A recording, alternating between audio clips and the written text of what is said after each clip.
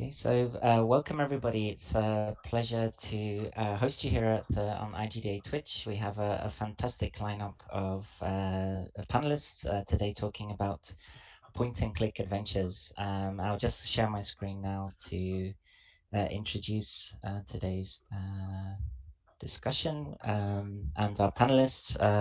Very pleased to welcome David Gilbert of Wedget Eye Games, Jean Leggett of One More Story Games, Joel Meyer working on a game called Purgatory, Patricio Land, Sol 705, also a Swiss game, and Tania and Stefano Maccarinelli from Stellix Software. Unfortunately, she can't join us today for very good reason. She's soon expecting a second child, but I think Stefano will be very kindly speak about their games together. And the topic, as I mentioned, is point and click adventures, past, present, and future. So talking a bit about the craft, the conventions of this genre, and what is going on now, and what could come in the future. And just a bit about the IGDA. This is a free event, and we, very much depend on membership as an organization. It's based on voluntary work that we do, voluntary work that we love to do, bringing events like this, webinars on topical themes to you. So if you are interested in supporting us, then it's just as basic as becoming a member. And so I think the biggest advantage, there are, of course, benefits like discounts for conferences and certain apps occasionally. But I think the biggest benefit of joining the IGDA are the special interest groups. We have groups for advocacy, ones that relating to specific disciplines within game development. And, I'm a co-founder of the IGDA's Game Art SIG together with Natasha Skolt at IGDA Finland. I also chair IGDA Switzerland. I mean, the work that we do is, for me, very, very exciting, and it would be wonderful if we have more and more people signing up and joining the community and contributing and sharing their knowledge. A big thank you to the Swiss Arts Council Pro Helvetia for supporting this particular event as part of the sort of a series that we've already covered disability and games before. This is, I think, the second event that we're doing. We still have one more to do about women in games. And the Swiss Arts Council is a huge support to the local games community, which is small and humble compared to, sort of related to the size of the country, but we are sort of growing technically and on a design level, sort of like there are many accomplishments to be proud of. So please do check out hashtag Swiss Games and swissgames.ch if you're interested in that.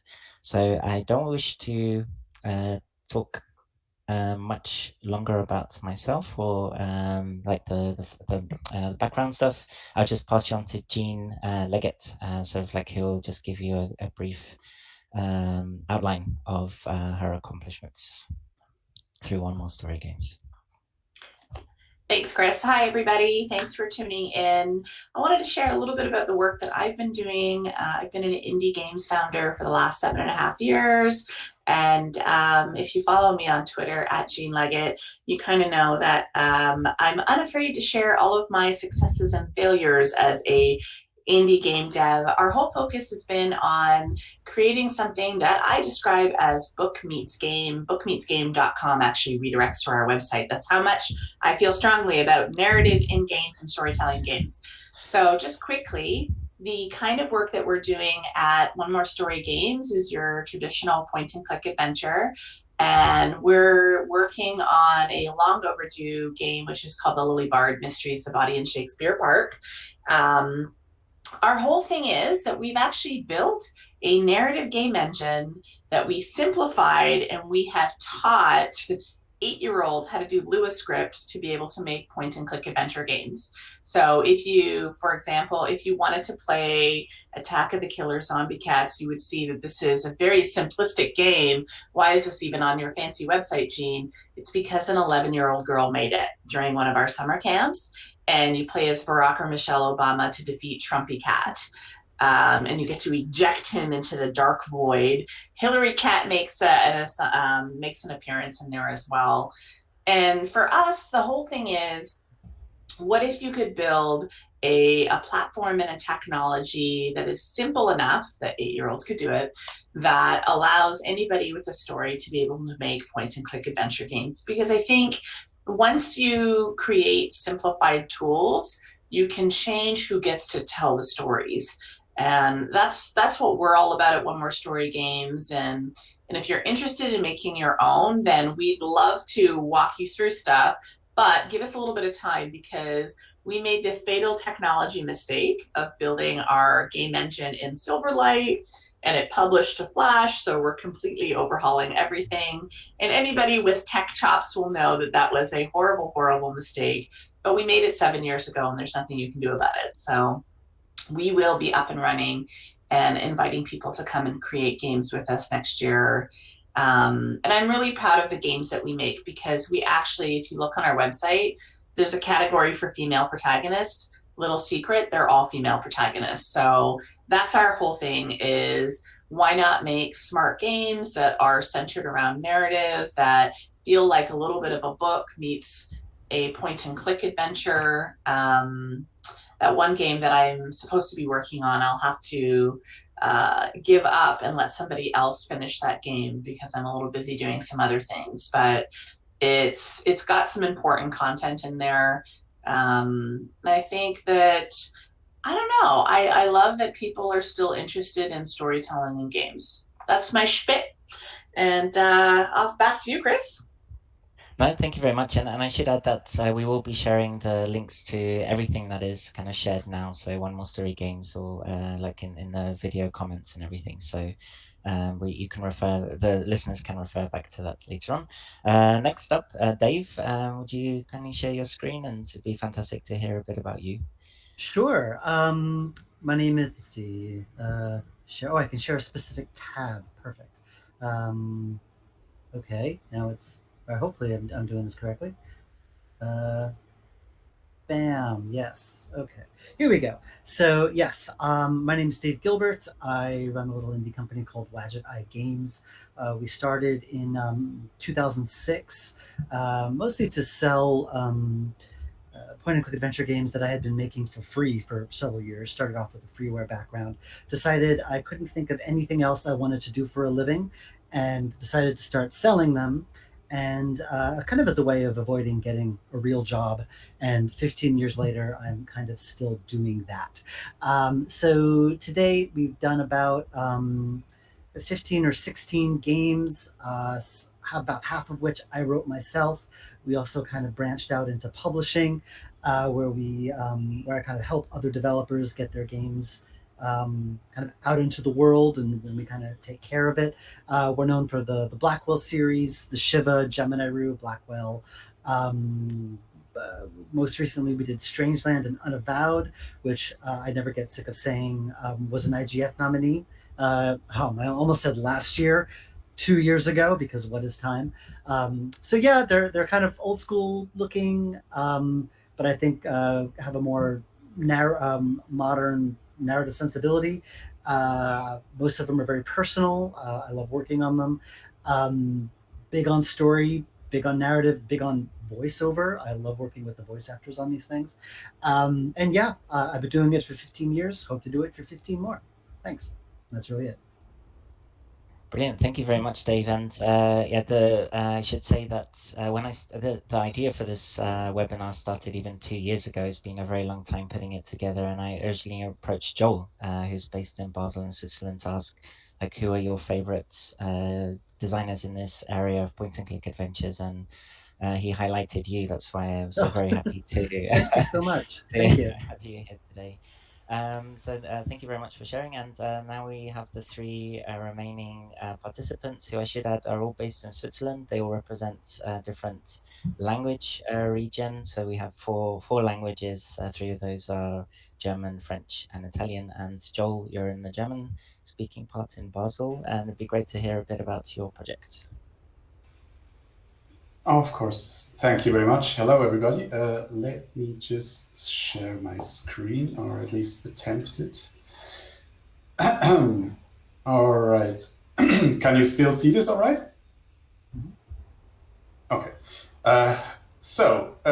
My game is called Purgatory, a horror adventure game, and I'm not going to show you. But first, First, a little bit about myself, of course. So, as mentioned, my name is Joel. I was born 1987 in Basel, and here you can see me. So this picture probably was taken in the early 90s, me with my trusty little Game Boy. In my day job, I'm the head of creations at Mibel Group, which is a subsidiary of Migros, which probably only the Swiss people will know about Migros, but suffice to say. I also do a lot of work as a freelance animator, and then I'm also a part-time game dev. So obviously I'm not spreading myself too thin at all, but that's basically it about myself. And so what the hell is Purgatory, if you excuse the pun? So Purgatory is it's a side-scrolling horror adventure game. So I'm probably at the wrong panel today. But just here, I'm just going to scrub through this trailer really quick because I don't want to take up too much time. But you see some impressions. Maybe you've already seen some screens on Twitter. But it basically is in this Game Boy, Super Nintendo kind of look. And you play it with the keyboard or the gamepad. So my elevator pitch, which is obviously for a very long elevator ride, is really just, it's a horror game that tries to combine like the Super Nintendo and Game Boy gameplay style with the focus on storytelling of an adventure game. So what would have happened if Nintendo back in the 90s would have made an adventure game, more or less? And the story is pretty much just about your usual teenage horror trope. You get into a car accident after a night out partying, and when you wake up, your friends are gone, and you have to find out what happened to them. So I'm just gonna speed through this, but basically just to show a little bit what we're trying to do with it is, for one thing, we have the character running around, because one thing I heard many people complain, including myself, is that it's really difficult sometimes in an adventure game to drag you from one place to the next. So we're trying to introduce an element of speed into Purgatory. You will hopefully meet interesting characters, both dead and alive. There is a nice feature that we've recently finally implemented for real, that you have a cell phone with you, which you can use as a flashlight on one hand, but on the other hand, you also get messages on it, and you can sneakily go through all the messages and therefore basically learn more about the main character. So it's basically also a kind of a storytelling device. And last but not least, when it comes to horror games these days, most of them really keep to the Silent Hill line of art direction, where there's nothing wrong about that, but there's a lot of brown and grays and desaturated colors. And since I'm somewhat of a contrarian, we thought about, okay, what could we do to make it maybe stand out a little bit? And we've been heavily inspired by Italian horror movies of the 60s and 70s, by Mario Bava or Dario Argento, Suspiria, and therefore we try to really play a lot with very saturated colors, especially these red and greens. Our fire, for example, is always in this green because everybody knows in hell the fire is green. I guess this I can share later as well. These are just my social media links. You can find the link to the Steam page and trailer and everything there. And in the name of Alex and me, thank you very much for your attention. Sure. Thank you very much, Joel. Fantastic. And I will share my screen now, introducing Patricio's work. So just load up the presentation, and it's this video. I hope the sound works or not. No. Okay. No. Is there a way to... Maybe if I share my screen? Yeah. You can I will maybe. I'm not try. sure if the tab is. Can you see the video? Yeah, we might have to link to it later on. I think we can, if there's a online version, then I'm happy to share it. Is working or not? No sound. It's okay, but we can always Okay, link I to it can in the talk in the properly. chat. Yes, yeah, definitely. So this is. I will try to shut this down. This is Solar 05. It's my first game. It's a point and click graphic adventure based on my memories on my young days on Argentina. So I'm from Argentina. I live in Switzerland from a Swiss family, but all my adolescence and my first years I live over there in South America. So I wanted to bring back all those memories to this adventure. I started as a solo project because I was having some hard time here in Switzerland trying to find a job. I did a lot of web design and animation, but it was not my thing, especially web design. I really didn't enjoy that. And I say, okay, let's do something really easy. Why not a point and click adventure? It sounds easy enough to finish in, I don't know, three months maybe. So I will stop sharing my screen right now. Okay. So I decided to go to make a Kickstarter campaign for it. That it was really good idea. And then I asked for her to Proelvicia, who sent me, bring me a grant for production, and in a couple of years I got my adventure ready to be shipped. But it was not easy at all. I really made a big mistake over there, thinking because it was just a narrative game and just an inventory and some pixel art in the screen, and a few memories will do the trick, and it was totally terrible, especially when when it comes to dialogues and thousands of scripts line to translate into not only 4 languages here in Switzerland but to 10, and also to do the voiceover with the actors and edit, I don't know how many hours of dialogues, just me with a small team of people working, I don't know, the whole day in this project during 2 years. And it was also the beginning of the pandemic, so I finished this in a rush before getting sick, because everybody started to getting sick from the coronavirus. We were about to travel with the Pro Helvetia team to San Francisco to the GDC, but it was cancelled at the very last moment, and that is the short story. So my advice, I don't want to pitch my game because it's not the moment to pitch. I did a lot of pitch before. This is not the occasion. But my advice is to start small and work upon that in a bigger project. Don't try to start just a fantastic adventure game in No, in your solo team or with a small team. So no, that's great it to for me. Sure, that's great. We'll be happy to talk about that later on. I think the Yeah, triumphs absolutely. of Yeah. the misguided objectives and aspirations. You learn a But lot in the way. Yeah. yeah, but thank you, Patricio, and last but not least, You're welcome. Stefano and Tania in the background, perhaps with the kids. Be very interested to hear. Please do tell us about Stellix software based in Ticino, the Italian part of Switzerland. Sure, thank you. So I try to share my screen too. All right. So, everybody, and yeah, welcome aboard. I'm Stefano. I'm the co-founder and co-owner of Stellix Software, which is a small, tiny husband and wife and daughter, as you can see, game studio. In fact, it's just me and my wife Tania. I started with some friend of mine back in 2003, 2004, in a absolutely amateur way, just for fun, experimenting, making games with zero budget, without any experience or training, just to have fun, just to have a little bit of experience. And this is where we realize that every new indie video game that hits the market is a small miracle. So in 2010, Tania joined me, and together we took over the company. In fact, that's when we created the legal entity. And we are located in Switzerland, of course, as you can hear from my terrible accent from my Italian-speaking side of Switzerland.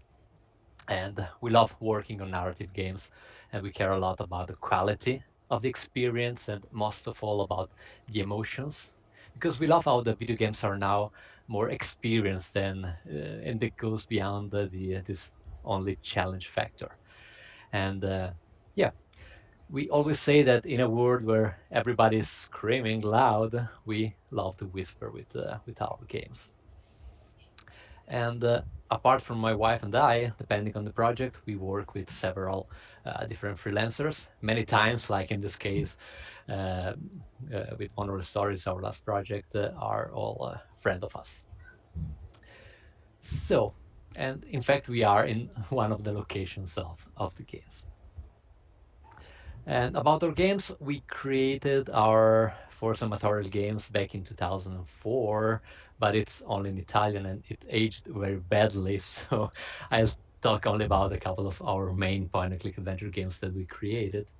This one is called Essenmeier and the Five Magical Gifts. It was released back in 2018, and you can still find it on Steam. It's a 2D point-and-click adventure game inspired by the old classics of the genre. It tells the story of Esmir and his journey to find the five magical lost gifts, leading the player to explore a huge imaginary world.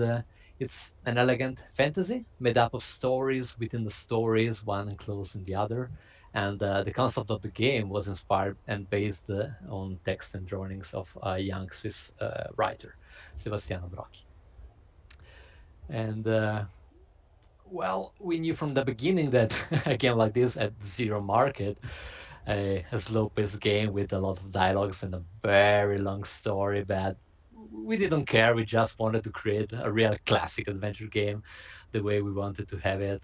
For the love of point-and-click adventure games, to gain more experience with this monumental project, and so we did it. Anyway, we had very good reviews from the press, and we've been nominated for an award for the best writing, an award that has been won by David Gilbert. Damn, but yeah. Anyway, and this is the game that we're working on right now. It's called Monorail Stories. It's a minimalistic adventure game. It will be released next year on Steam and on Nintendo Switch. And it's a project for which we wanted to push our creativity, narrative, artistic, and technical even higher. And the game, it's really about the commuter's life.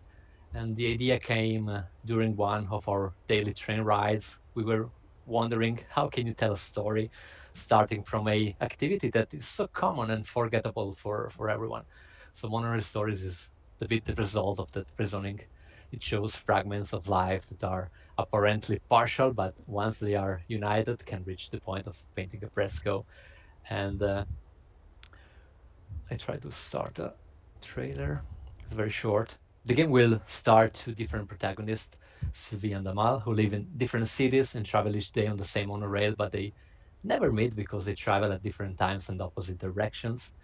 And along the way, they will meet different people, make different choices, but they don't know they're sharing a common story because what one character does on his route has consequences on the route of the other character. So the two interact at a distance unconsciously through the environment and through the surrounding characters. So basically, every choice the player makes will have repercussions. Every choice will bring the player to a different story and to a completely different ending. That's the main concept about the game. Yeah. No, fantastic. Thank you very, very much for all your introductions. And yeah, again, it's a pleasure to have you all here, different experiences, different corners of the world, perspectives. So back into the questions as quickly as possible. I wanted just to dive in and ask one, well, anyone can start anytime, just whatever comes to mind is which pioneering games inspired you the most in the genre of point and click adventures? What is the thing that got you hooked in this field? For me, it was Tex Murphy and Gabriel Knight series. So I love Tex Murphy. I love the, I guess you could call it dark humor. And when we were doing a Kickstarter back in 2015 for our game engine, through a series of introductions, I was able to have a 45-minute long Skype with Chris Jones, the creator of the Tex Murphy series. And he even did a Kickstarter video for us, which was really thoughtful. And I don't think that I would really have any interest in story-based games if it weren't for that particular series. So it's still one of the highlights of the last 8 years of my life to spend time with him. And I also love the philosophy that they have as creators for the Tex Murphy series, because they make games when they feel like making games, not because they have to make games. And so they focus on making fun and engaging, and they don't make games their whole identity and their whole life. I really like that about them. And with the Gabriel Knight series, obviously that's amazing because Jane Jensen, and there's a lot of incredible women pioneers in adventure games that we don't talk about enough.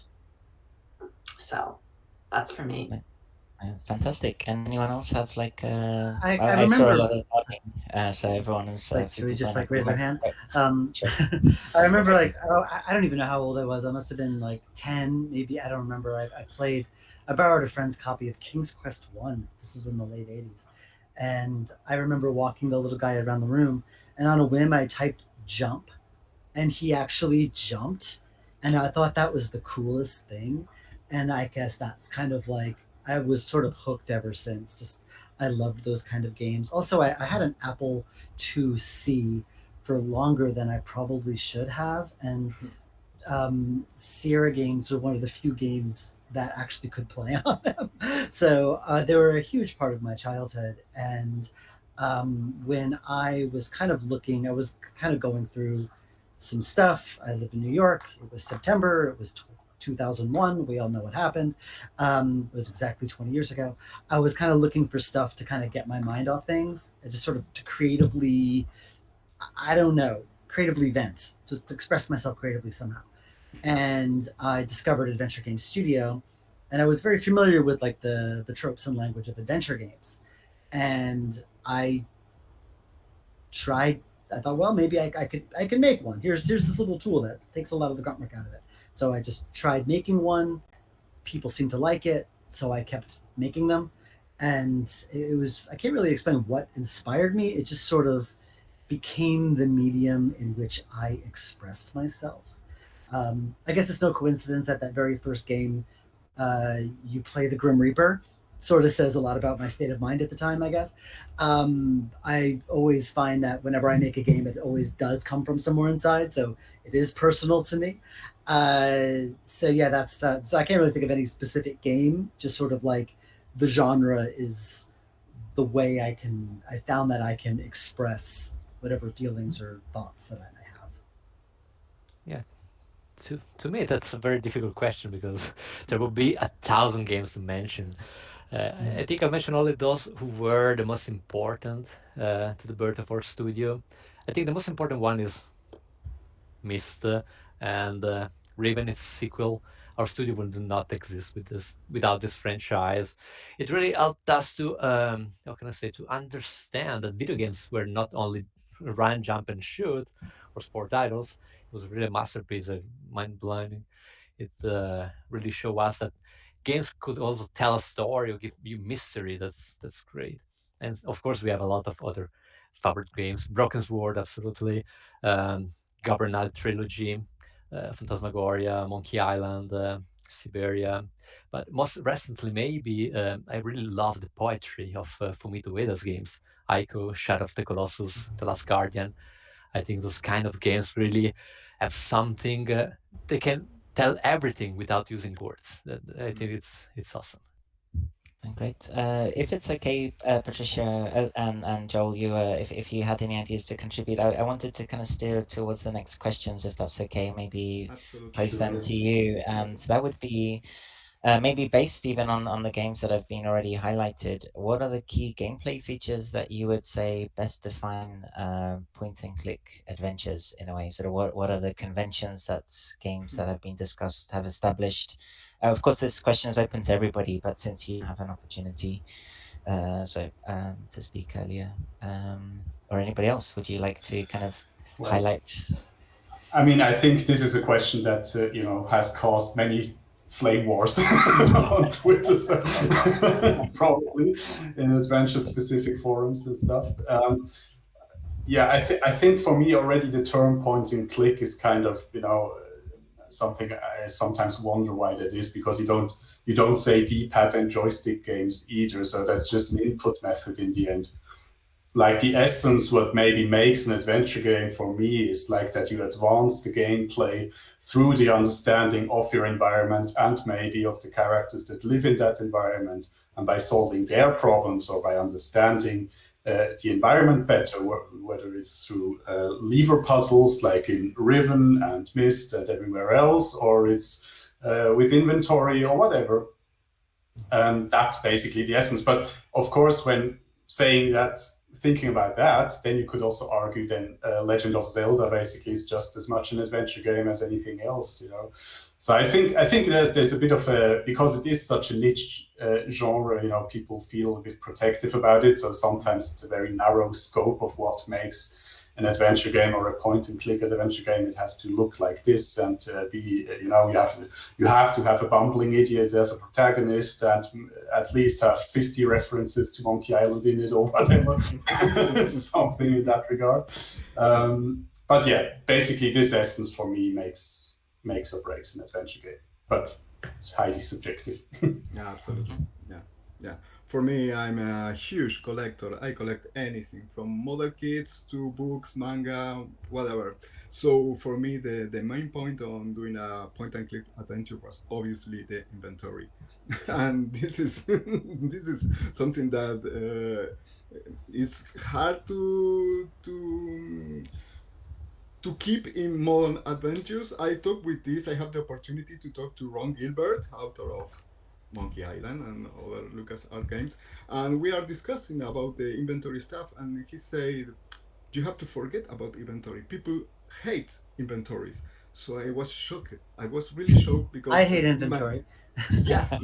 Absolutely. That's what I'm saying. Modern Maybe it's a Gilbert thing. Yeah. So I base my whole game on the objects, on the inventory stuff. So I say I'm screwed. I really am screwed. What I'm going to do with all this stuff. But at the same point, I decide to keep all the objects in the pockets of our hero, because I feel this is essential for point and click adventures. Nor to say that then in a later stage, when you have to deal with all the combination and possible uses of this inventory and changes, and when you took two objects and make a new one from them, it can be really complicated and it can scale very fast. So you have to keep, as in life, your inventory really small. I do have something to add to that if you don't want to move on to the next question. Please do so. Well, like I know I kind of said, I hate inventory. That doesn't mean it's wrong. I think when I get a question like this, so what makes a good adventure game, or what do you need to do to make, how do you sell adventure games? There's just, when someone uses the word adventure games to encompass all adventure games, I think that's a problem, because it's a too broad a term. It's like saying, well, how do you make a platformer? It's like there's so many different kinds of platformers, there's so many different kinds of RPGs or roguelikes, but for some reason adventure games always kind of get lumped together. Like, it's all about a story at the end of the day. It's almost like asking, well, how do you make a good movie? Like, what kind of movie are you making? If you're making a Western, you're probably going to use like different styles and techniques and tropes versus like a space opera. They're two very different things. Like, if you don't like ghost stories, you probably won't like Blackwell. But if you like sci-fi, you might like Technobabylon. Those are two of my games. That doesn't mean you're going to like, just because you like adventure games, doesn't mean you're going to like every single one of my games.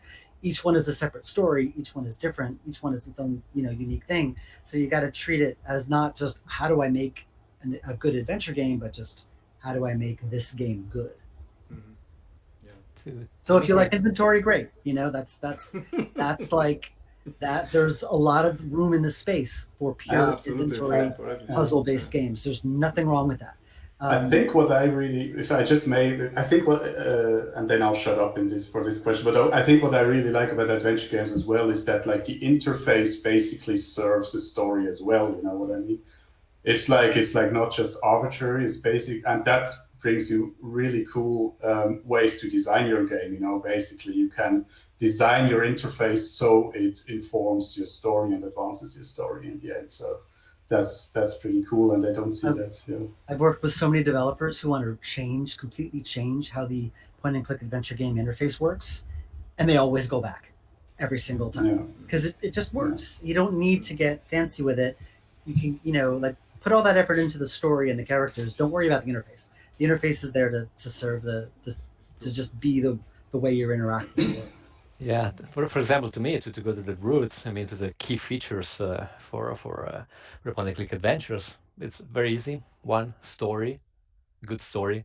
2, puzzles, good puzzles. And 3, the perfect balance between story and puzzles, because this is the most difficult thing to integrate well.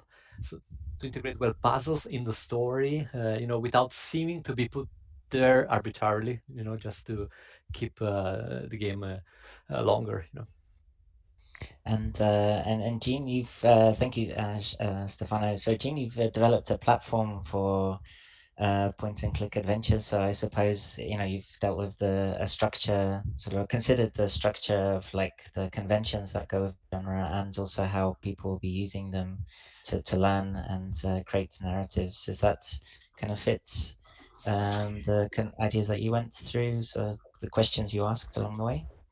Absolutely. I know that when Blair was architecting the entire system, you really do need to dive deep into what are the core components that exist within a point and click. It's not just the hovers things, but like how do you create a robust dialogue system, and the inventory system. Listen, some of our early stuff is really awful. I'm glad that it's getting better over time. Does every game rely on inventory? No, not really, because I'm more focused on the story piece. So it is dialogue based, but, journal entries and, and it's funny because for me, I'm trying to find the balance between being a snotty literature graduate and making sure that our games are also intellectually accessible, because I would like to make smart games. And sometimes I think I try to make them too smart. So it's finding that balance of, are you making games for your own ego, or are you making games for everybody? And I think at the end of the day, you need to just think about that, because that's an important piece of the games as well that we all know and love, is they're more intellectually accessible for more people. Great, thank you very much.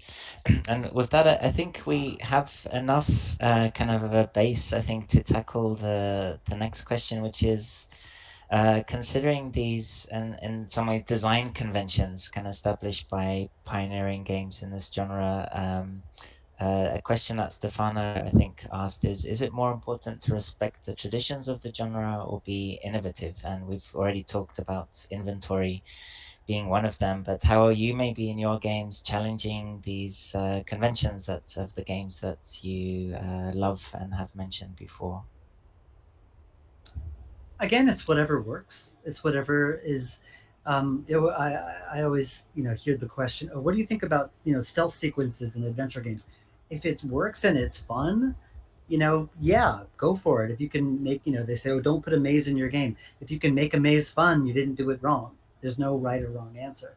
So it's like respecting traditions versus like doing new things. I mean, the one thing that I tend to focus on is that, like, it's not just enough to do what they did back then, but is that still fun?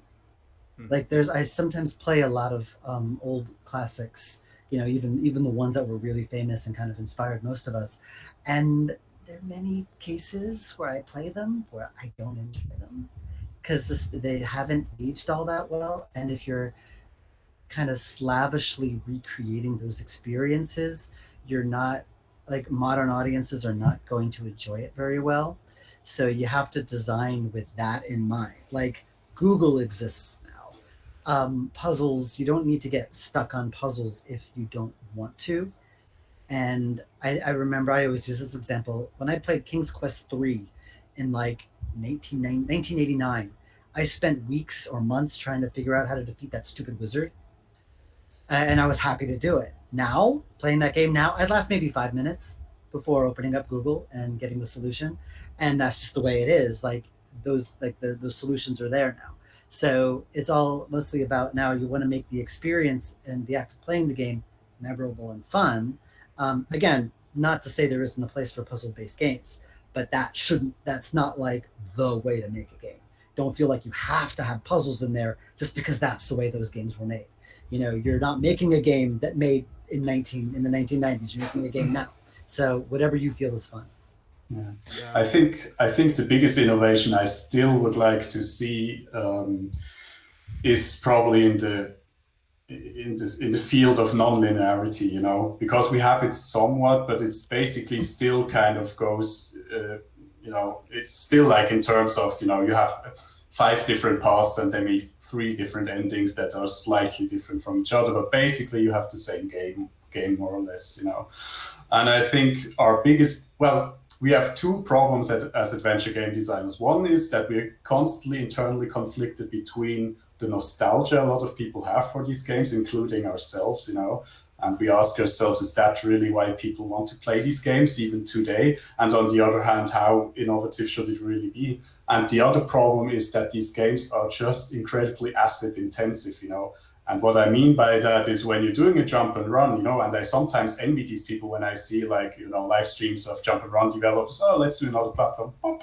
and it's done, and they can play test it and everything. For us, it's like, oh yeah, I could do this cool thing here, but that needs another 300 frames of animation, another 10,000 lines of code, and my musician. And you never see it again. Exactly, and you see it exactly once, Yeah. And I think, when I think back to stuff like the early Ultima games, for example, those were basically open world games, but they were just little stick figures. So Richard Garriott could basically put in whatever he liked and make this vast world, where you could go on just as much of an adventure, but you didn't have to produce these kind of assets as we have to today as small-time indie developers. Obviously, if Nintendo does it with Breath of the Wild, that's not a problem. But yeah, I think that sometimes maybe limits the amount of ways that we can innovate in certain aspects, because it will always have a certain kind of linearity to it, that is just informed from the way that people also expect these games to look very pretty most of the time. So adventure games were always known for very beautiful art, and I think that, but that's something I wonder sometimes to myself. Is there a way basically that we can reduce or make it in a clever way that we can use assets like jump and runs or whatever kind of games does in a more modular way, and therefore may make more expansive or at least more open worldy type of games where things have their own mind and not everything goes from point A to B and C and then maybe D1 or D2 or whatever. And there is a huge problem with this formula.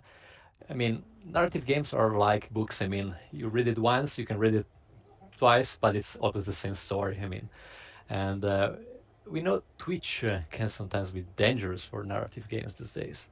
I mean, there are a lot of people that only watch streamers playing narrative games, and the player says, okay, I already seen everything. Why should I buy the game now?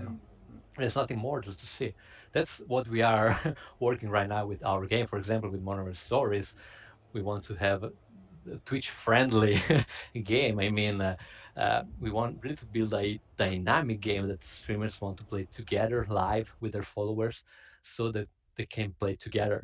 Another thing that with adventure games is very common. It's basically a one-player experience. I mean, I play solo, And for example, with our game, we tried to add an asynchronous multiplayer mode, really to be able to have more people playing the same game, together, and share the experience.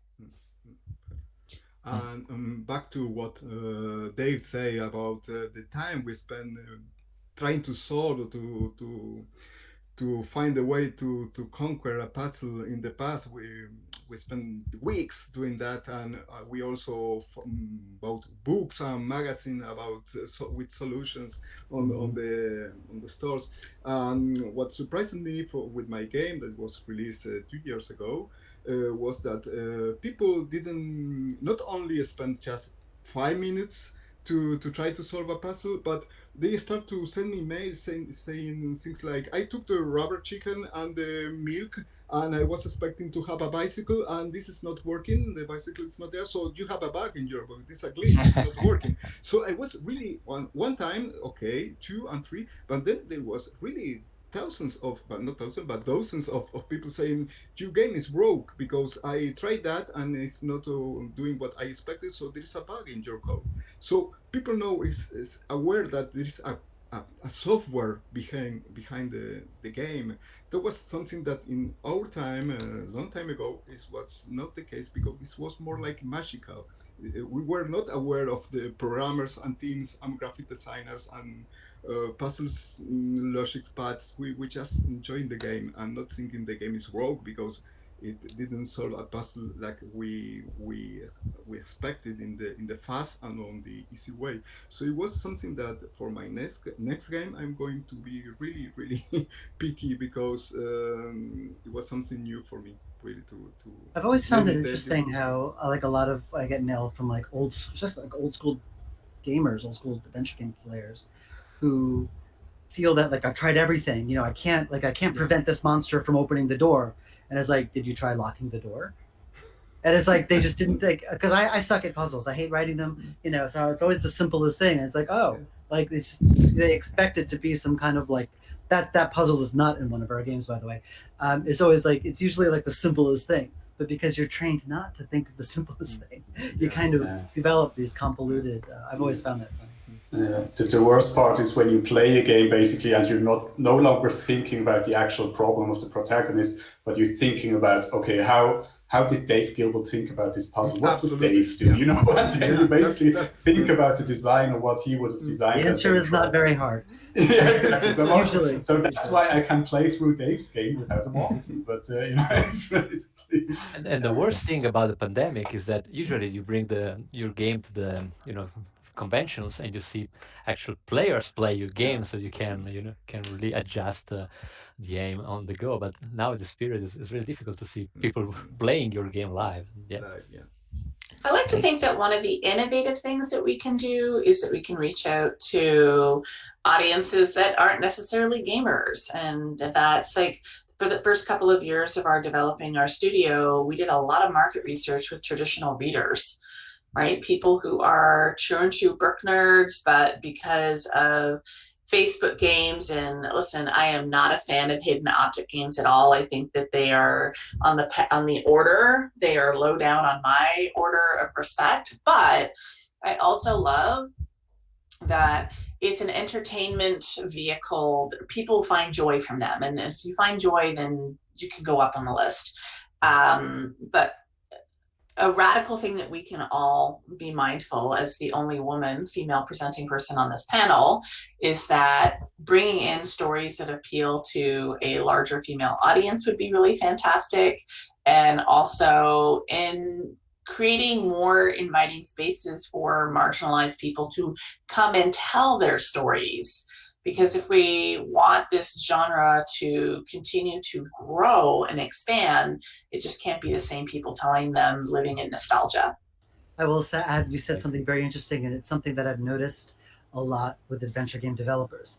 At least with my audience, adventure games tend to be played a lot by women. It has a strong female player base, but the developers are almost universally men. I have noticed this time and time again, and I have always, whenever I see an adventure game by a woman developer, I'm like, are you going to sell this game? Are you going to like try to turn this into something commercial? And I'm more, usually the answer is no. Like there's just not that many, and I don't know why that is.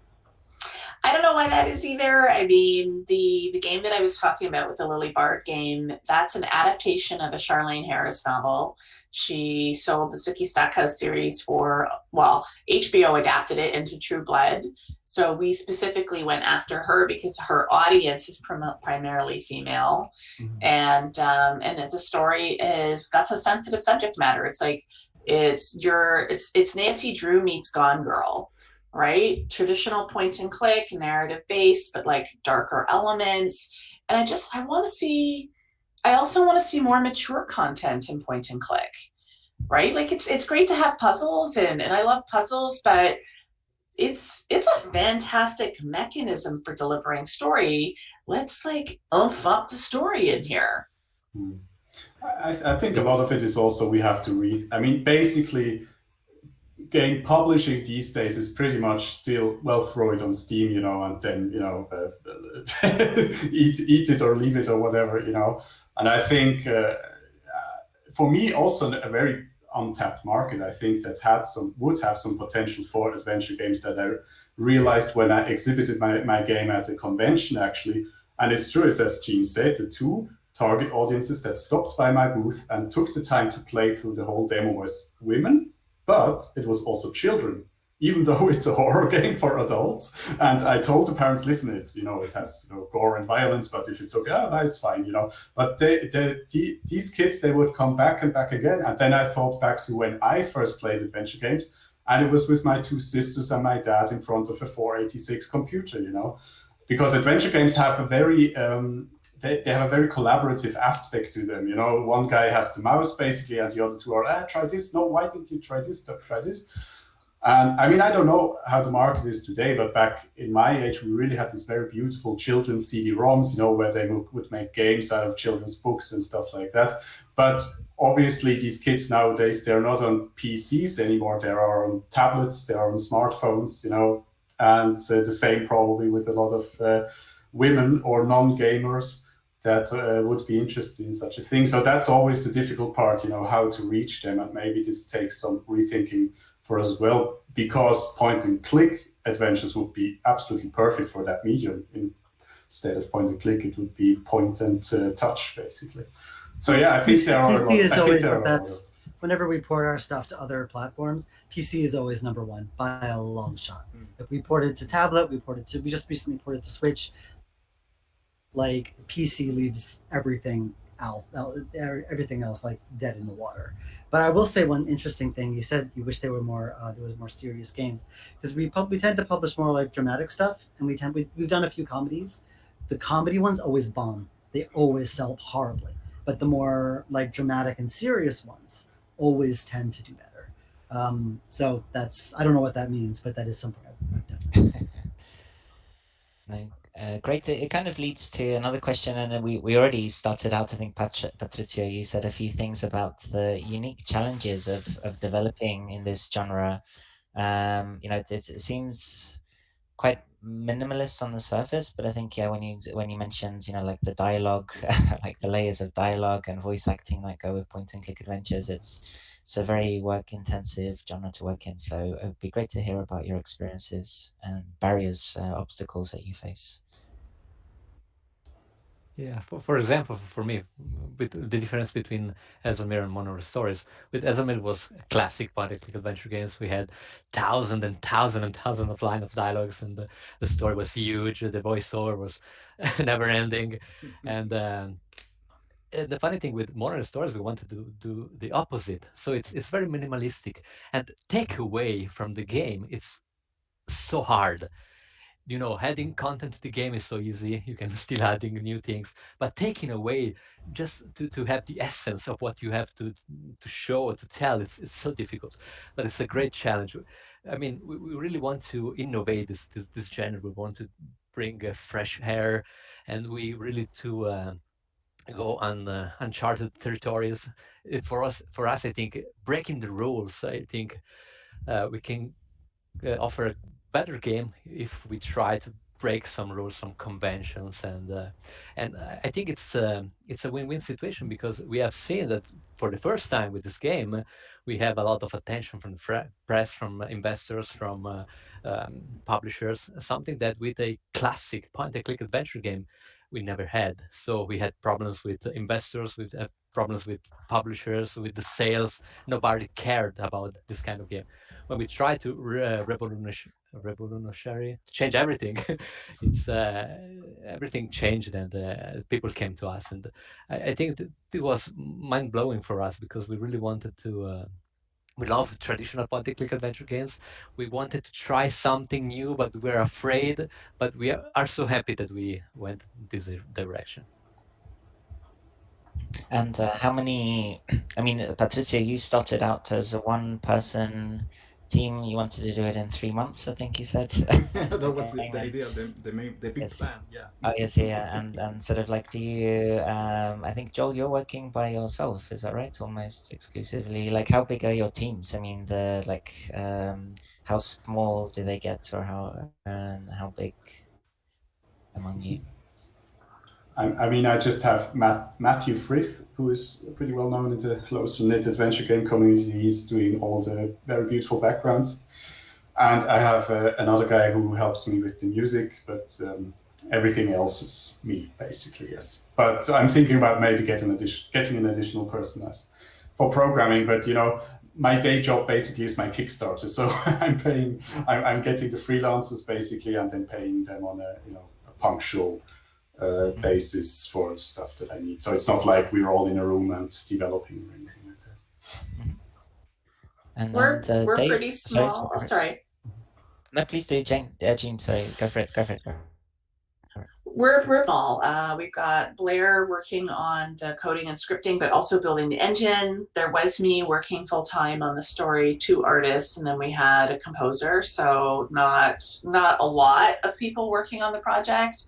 And back when we were actively working on it a couple of years ago, because we took a bit of a hiatus and we're coming back next year, we didn't even have community people or social people. We were doing all of the things, which is typical for smaller studios, right? It's like you're wearing all the hats and the income from your games. I don't know about you folks, but I mean, awards are nice, but awards have never brought in the money. We've had 3 Game of the Year awards in Canada.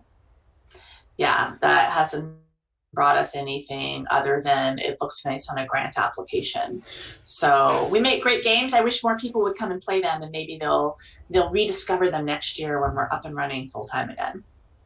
Things are cumulative. Like if the more people know about my stuff, the more opportunities could arise later. I know for me, I'm pretty much like not a one-man show, but I do the writing, I do the programming. I am the community manager because I do all the Twitter and Discord stuff all myself. But Dave. Dave. But I love it. I love doing that stuff. So I mean, I love like chatting with people on Twitter. I actually enjoy it, and I think that's the key. You have to love what you do.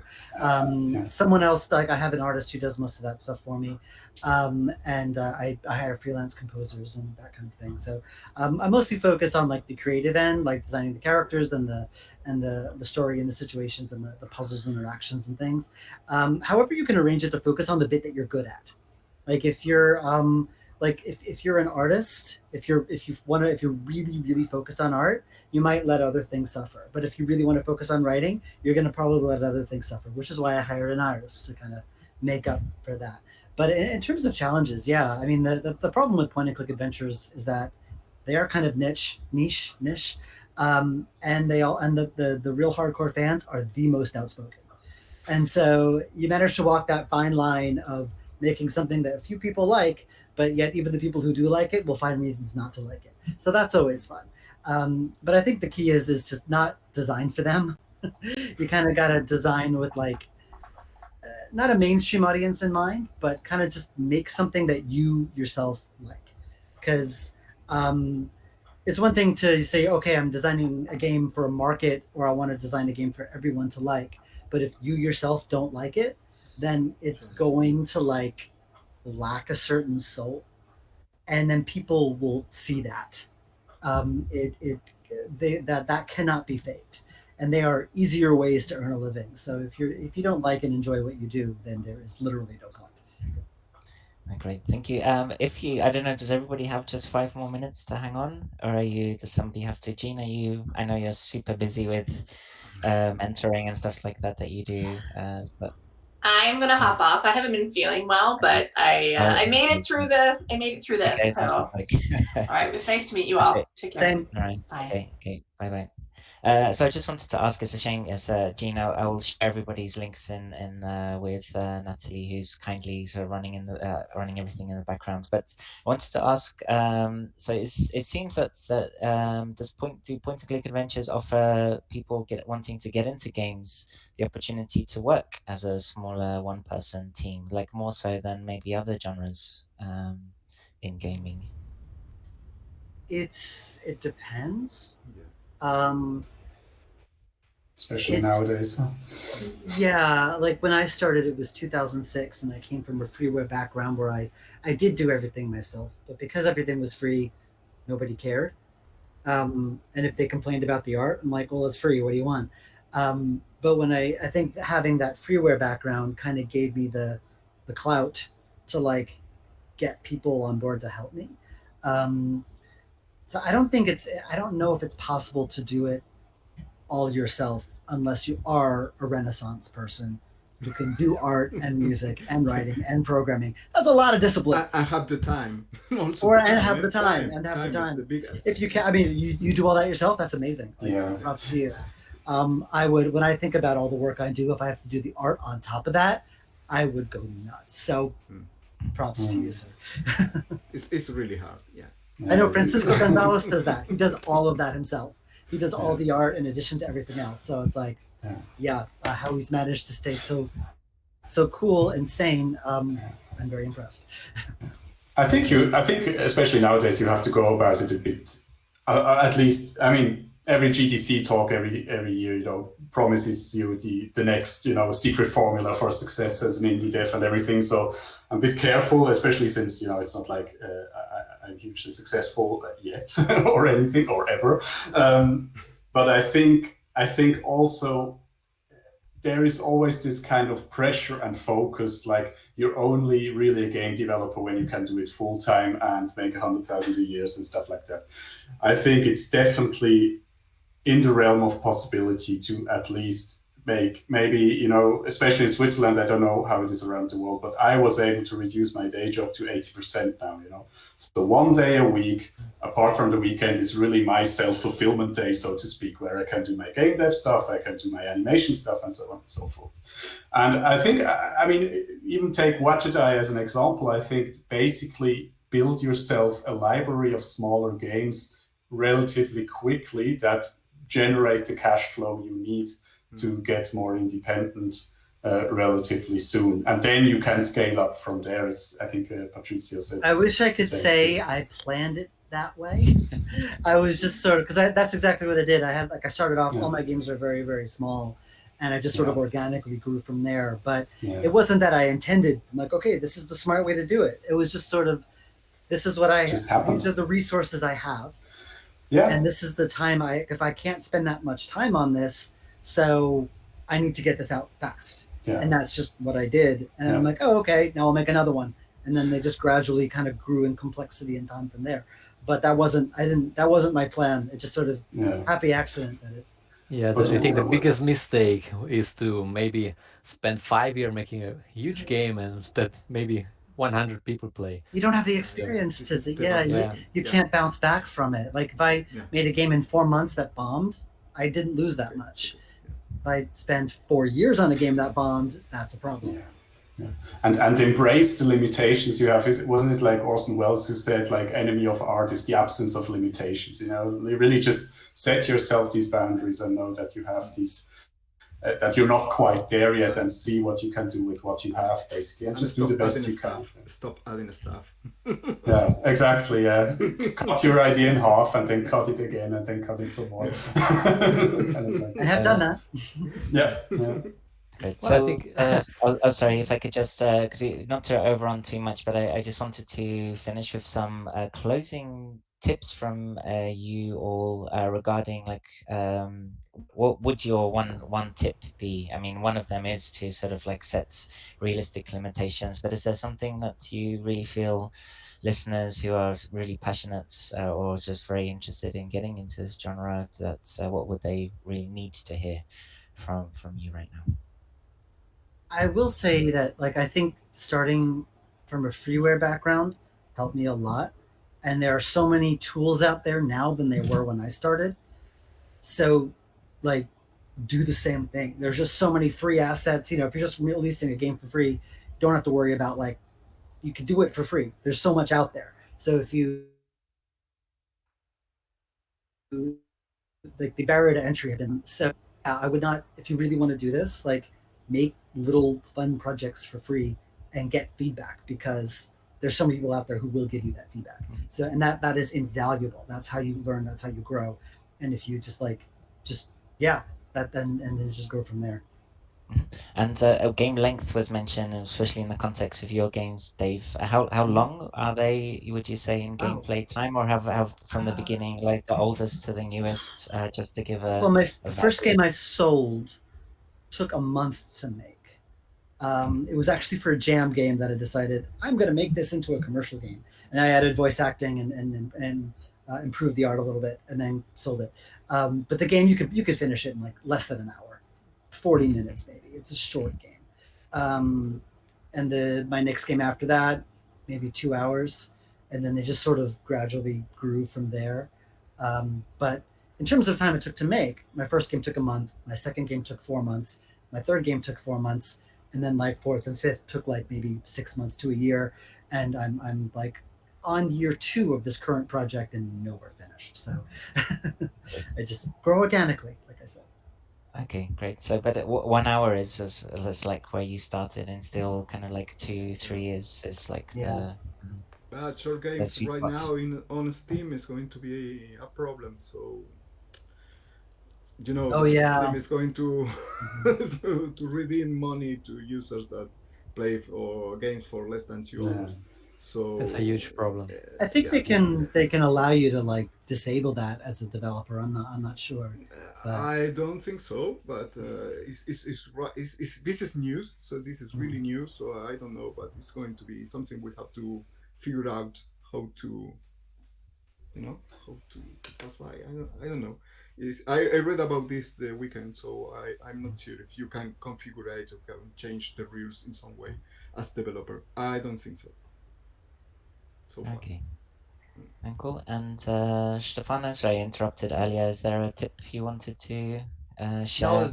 No, Dave was perfect, really perfect. Okay. The first game, think not too big, start small, and then organically grow.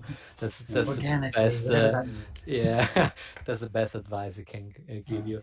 And yeah, I mean, just don't be afraid to try, to create, to fail, to start a game. That's the biggest thing.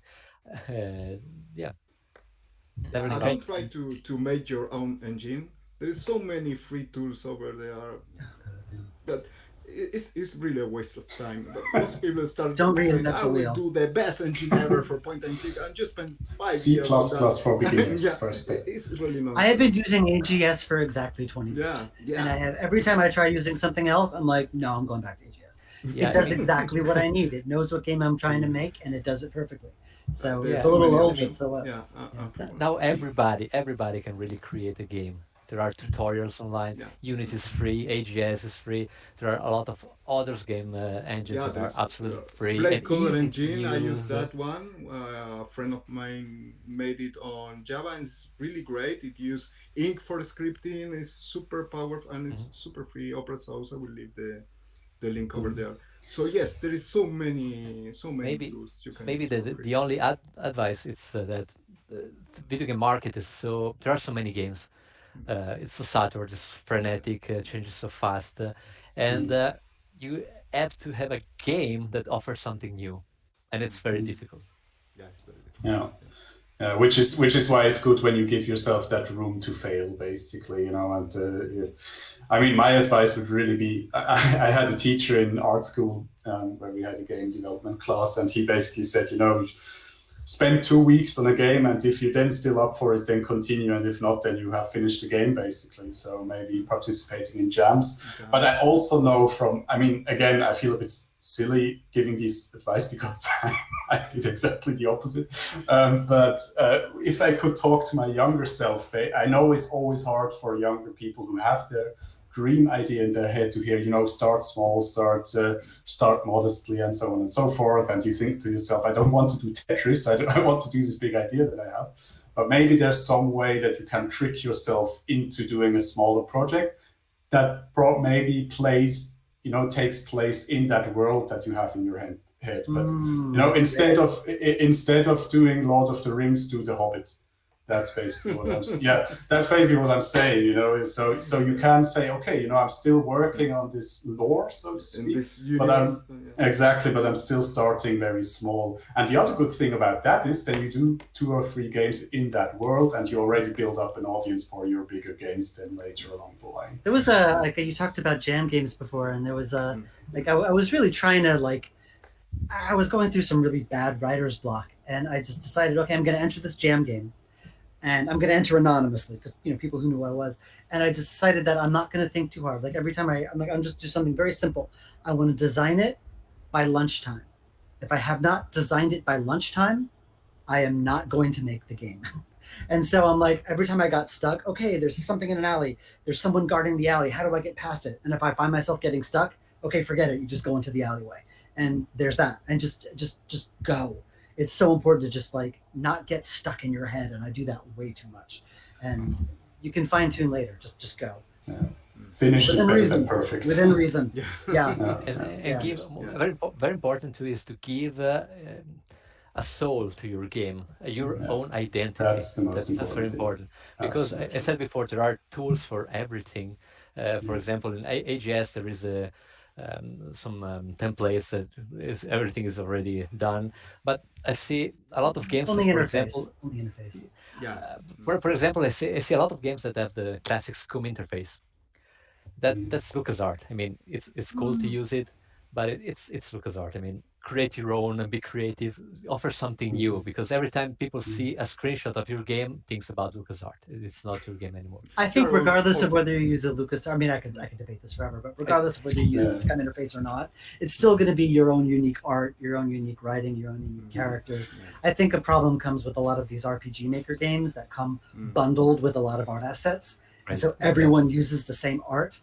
That's when games start to look the same. Fortunately, AGS doesn't come bundled with any art. But so you have to create your own style for the game, LucasArts SCUM interface or not. In any case, anyways, you are always going to be compared with Monkey Island. So I don't want to complain. And this is not Monkey Island too. So even know the secret of my goal is to release a game where not a single reviewer mentions Monkey Island. I remember having my booth at this game convention and everything, and it was like horror style themed and the side-scrolling thing. And an elderly couple walked by, and the guy was like, "Oh, look, it's like Monkey Island." And I was like, "What? No, it's not." It's a compliment. It's a compliment. Yeah, I know. I should probably take it as a compliment. And that kind of riles me. No, don't take it as a compliment. This kind of riles me up like nothing else. It's like people saying, "Yeah, your game reminds me of that game that came out like 30 years ago." That that's not the compliment you think it is. And I have one little scene in my game where there's a checkerboard floor in the foyer, and we lifted it from Gone with the Wind, from the big atrium they had with the big staircase and everything. But every time I post this screenshot, immediately people are like, "Oh, it's Maniac Mansion." It's like no matter what you do in this genre, you will always be compared to it. People tell me that Unavowed reminds them of Dragon Age, and that's what I wanted. I want to be compared to Dragon Age. That's nice. I want to be compared to games that came out 15 years ago, not 30 years ago. Yes, we slowly. Fantastic. I'm very sorry, we'll have to round this up slowly. And I think just to maybe add one observation that I made in answer to that question of tips is that I feel that all of you, or like Dave mentioned, if you're not good at arts, get someone to do the art, collaborate. And I think there's every one of you has kind of an extended team, and a lot of them are very international. I know in Switzerland, we're just a young industry here. And so collaboration is really essential, I think, and always Mhm. you might be a small one-person indie studio, but there's no reason why you can't think like the bigger studios and outsource some of the work. So I think that's also an opportunity to make the game look sound or look better, sort of if that's your weakness. So. But it's been fantastic talking, actually posing the questions or listening to you talk about this genre. And yeah, I hope everyone feels inspired to get in touch with you and play your games. And this discussion will be archived on the YouTube channel of the IGDA, and I will for sure add links to all your accomplishments, all your Great. games This is a in the lot of fun. past. Thank you. Hope to So stay in touch. Lovely Yeah. meeting you all. Thank you very thank much. you very much. Okay, thank Great. you. Bye, everyone. Bye. Bye. Nice evening. Have a Bye. great day. Bye bye.